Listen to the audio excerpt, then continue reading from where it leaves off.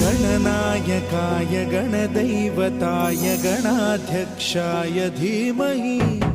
गुणशरीराय गुणमण्डिताय गुणेशानाय धीमहि